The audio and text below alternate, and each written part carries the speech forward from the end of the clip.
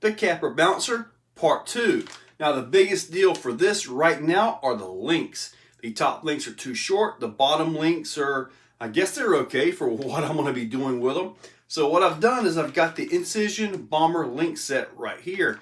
Now these have the bends in them and all that, but they also use the 4mm Traxxas ends, which means I can use the JATO ends, the longer ones, to extend these if I need to. And because this is going into a Capra chassis, I may have to actually hammer some of the bends out because, well, they have bends on them.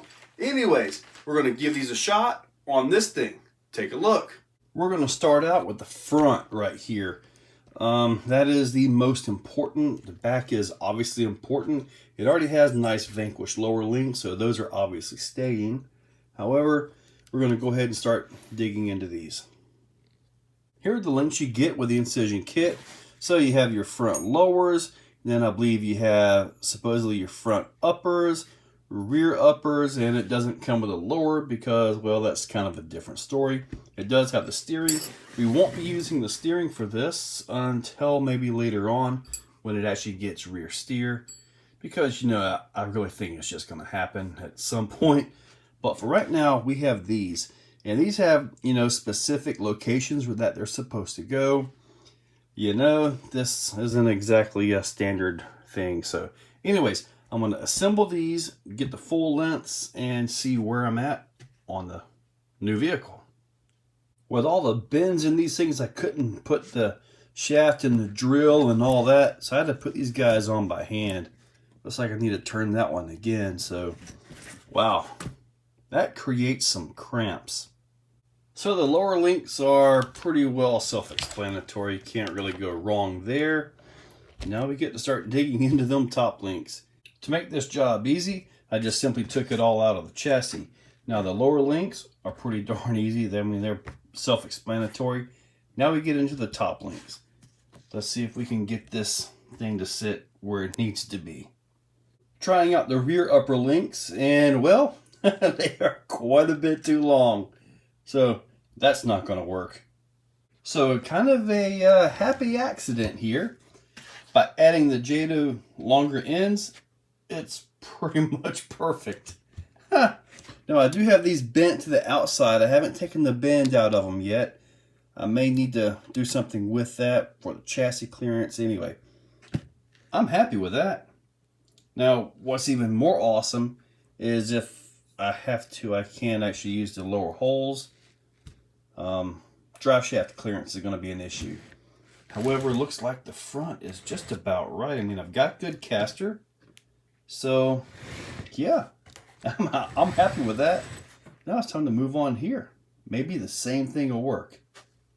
We're going to find out. So guys, making some awesome progress. This is when you start getting excited about a build. You start seeing things come together. Angles start looking right. Drive shafts fit. Yeah, I'm really looking forward to this thing now. I did do the lockout on the transmission for the dig, which this thing just doesn't need dig at all. So, and to put that spacer in there, I had to shave down the diameter. It was a little bit too large in diameter. The transmission doesn't really have as much room in there as the stock one, the case does. So, but anyway, got that in, so no more dig on this one. This thing is awesome. Now keep in mind, like I mentioned in the first one, this is for a portal axle vehicle, about 7.4 to 1 axle ratio. Here we have about 3.3. So this is going to be insanely fast, way over geared. So the gearing is completely wrong. I may have to go to a different motor. I did have a little bit of a clearance issue as I was working on this. I noticed it. The motor was actually hitting the link mount, so I trimmed that back. And then the motor was actually hitting the suspension arm. I'm trying to show you guys that. It's still real close, but I did take a file and kind of rounded that out right in there. So those were my clearance issues. And yeah, these drive shafts are not going to last very long. I don't expect them to, but they should be all right to get me started to see how fast this thing is. And when these drive shafts blow up, I'm probably going to use the Ot6 Hero drive shafts. I've got those in the Mega Bouncer, and it actually does pretty darn good. So it's time to get this back into the chassis and see how things line up. So I've been messing with this thing, kind of got a little bit ahead of myself as far as showing you guys the build process, but as you can see, the stock front shocks seem like they're going to be okay, especially once they get a little weight in there, the battery and all that. So hopefully that'll work out well.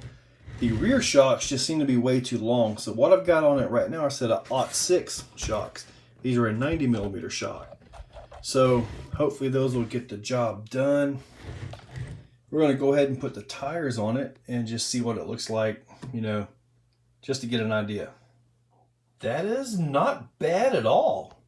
It looks nice and low. I mean, heck, the tires, oops, that was my chair. The tires are actually almost up to the middle bar of the chassis. The front tires are close to the top of that. So, yeah, it actually sits pretty darn good. Huh. Interesting. Now, I will tell you this. When I do get this thing out to run, I recently saw a video of a guy with about the same setup, and he estimated at 40 miles per hour. So there's a very real possibility, since I don't need that kind of speed, at least I don't think I do, that all this may come out in a future video once I get this thing running for a normal 3-gear transmission. The way I've got this set up, I should be able to simply buy a Capra flat belly for the 3-gear transmission and bolt it right in. So that should be a really nice thing. So one other thing, when I do get this thing driving, I'm going to take it out for a drive, basically how it sits as far as suspension wise goes, which means it is going to torque twist like crazy. Without any sway bar in the back, this thing is just going to torque twist really bad. And with the speed that it's probably going to have, it might be crazier. Anyways, that looks pretty darn good. Well, guys, I can tell you right now, so far, I'm really impressed with this thing. It's really looking good. It's shaping up like it's going to be an awesome vehicle. I love the stance. With the battery in here, it kind of brought the front down just a little bit, which is a little bit more what I want. I definitely have some shock oil work to do. With the angles of the fronts, I'm going to have to thicken that up. And with the rears being on the arms like this, the whole leverage thing, I'm definitely going to need some thicker oil in there. A little bit on the loose side. So anyway, guys, hopefully you liked the video. I will put links to the transmission from Treal. I told you guys why I went to that transmission, because you can drop that idler gear, I guess you could say, down and get a 9-tooth super easy, possibly even an 8-tooth. Do they even make those still? I'm gonna have to find out. The tires, the wheels, the incision links. Now, when I go to actually put the servo back in it, more than likely I'm going to have to cut some of the front of this. It's right up there. But wow, it's looking pretty darn awesome. Check that description. Use those links for eBay, Amazon, A-Main, Walmart, Red Cat, affiliates with all of those guys. So use those links, help out the channel, gets a bit of a commission, and every little bit helps. It's looking pretty good. Guys, thank you all for watching. If you guys like what you see, make sure you're subscribed. Hit that subscribe button and ring the bell. If you really like what you see, consider clicking on that join button down below. With that, you can actually become a channel member. Members get early viewing of many of the videos and, you know, a little bit more personalized. Guys, thank you all for watching.